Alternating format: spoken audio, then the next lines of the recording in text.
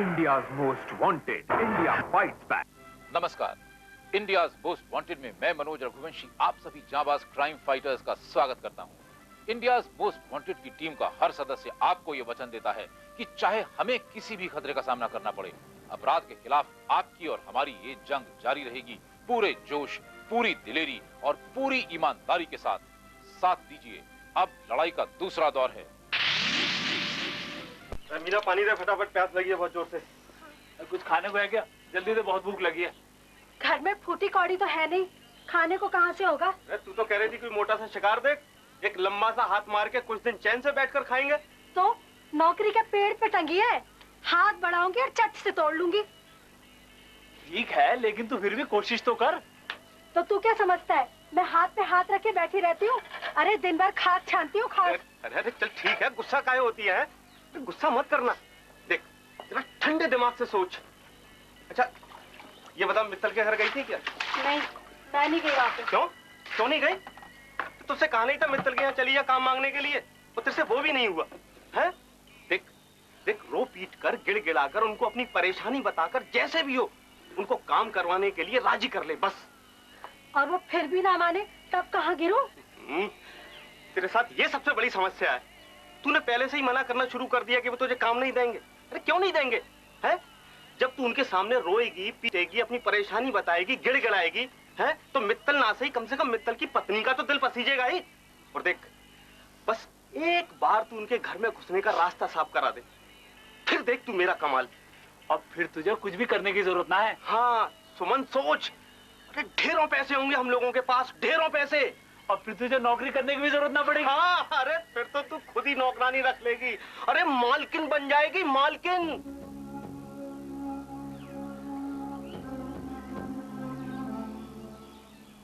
दिल्ली में साकेत में रहने वाले इंडियन लॉ इंस्टीट्यूट के प्रोफेसर श्री जेके मित्तल की पत्नी श्रीमती सुधा मित्तल अपने घर कोई नौकर नहीं रखना चाहती थीं।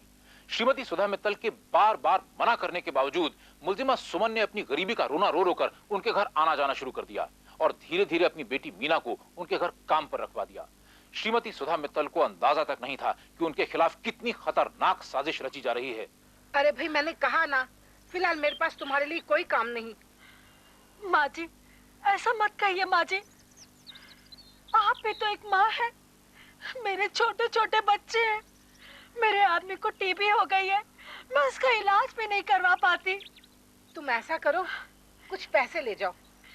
नहीं माँ जी, मुझे भीख नहीं चाहिए, मुझे काम चाहिए।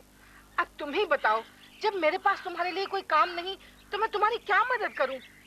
माँ जी, मैंने कल से कुछ नहीं खाया, वहाँ मेरे बच्चे भी भूखे पड़े हैं। माँ जी, आप मुझसे अपने घर की सफाई करवा लीजिए, झाड़ू पोछा कुछ भी करवा लीजिए माँ जी, बर्तन ही धुलवा लीजिए, मैं कोई भी काम करूंगी।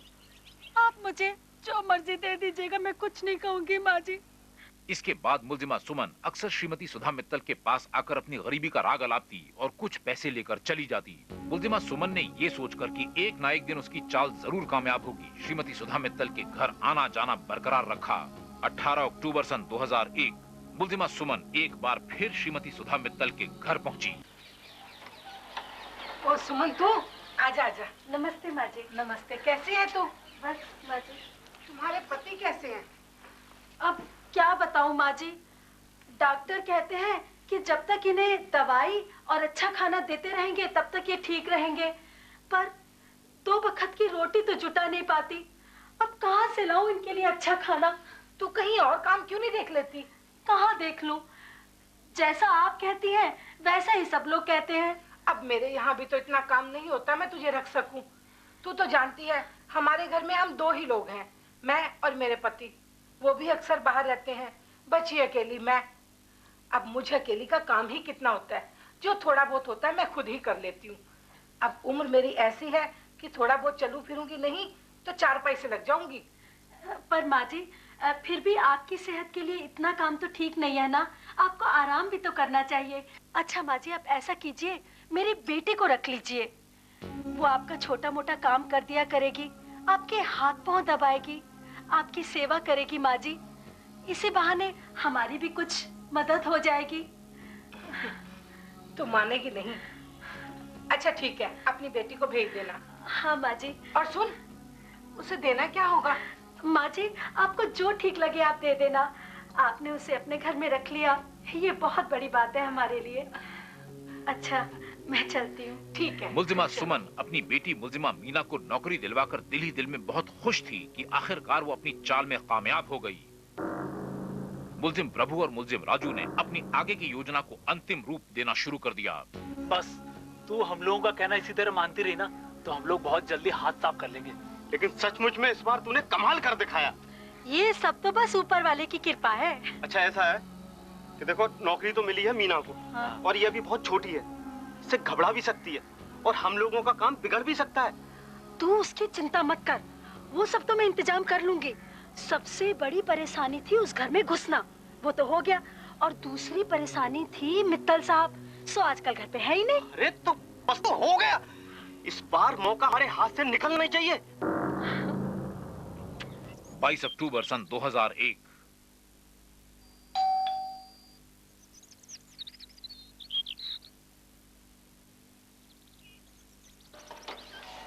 ओ सुमन, तू आजा आजा। नमस्ते माँ जी। हाँ, नमस्ते। आ।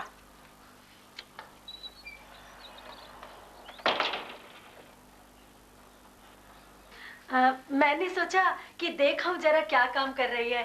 अपनी एज के हिसाब से जितना कर सकती कर ही रही। जी, अगर आपको बुरा ना लगे, ये झाड़ू पोछा मैं कर दिया करूं। ये बच्ची है, इससे अभी पूरा काम होता नहीं है। चलो, जैसा तुम ठीक समझो। सूत्रों के अनुसार मौका मिलते ही मुल्जिमा सुमन ने बाहर खड़े अपने भाइयों को दरवाजा खोलकर अंदर बुला लिया।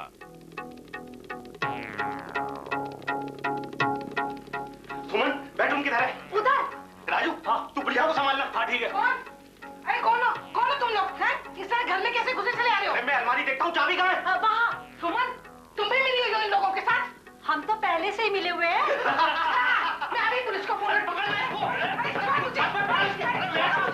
पुलिस के मुताबिक मुल्जिम प्रभु और राजू ने श्रीमती सुधा मित्तल का गला इलेक्ट्रिक वायर से खोंटकर उन्हें बड़ी बेरहमी से मार डाला। सूत्रों के अनुसार इसके बाद इन मुल्जिमों ने बड़े आराम से जेवरात और नकदी लूटी और फरार हो गए। पुलिस ने मुल्जिमा सुमन को तो गिरफ्तार कर लिया, लेकिन मुल्जिम प्रभु, राजू और मीना अभी तक फरार हैं।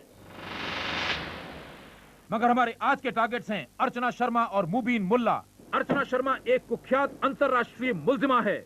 इंडियाज मोस्ट वांटेड के विश्वस्त सूत्रों के मुताबिक अपने अंतर्राष्ट्रीय साथी अपराधियों के इशारों पर अर्चना शर्मा ने 1998 की शुरुआत में एक योजना बनाई। इरादा था मध्य प्रदेश के इंदौर शहर के एक रईस बिजनेसमैन जगदीश मोतीरामानी से फिरौती की शक्ल में मोटी रकम वसूल करने का। तरीका था अपनी अदाओं के जाल में फंसाने का।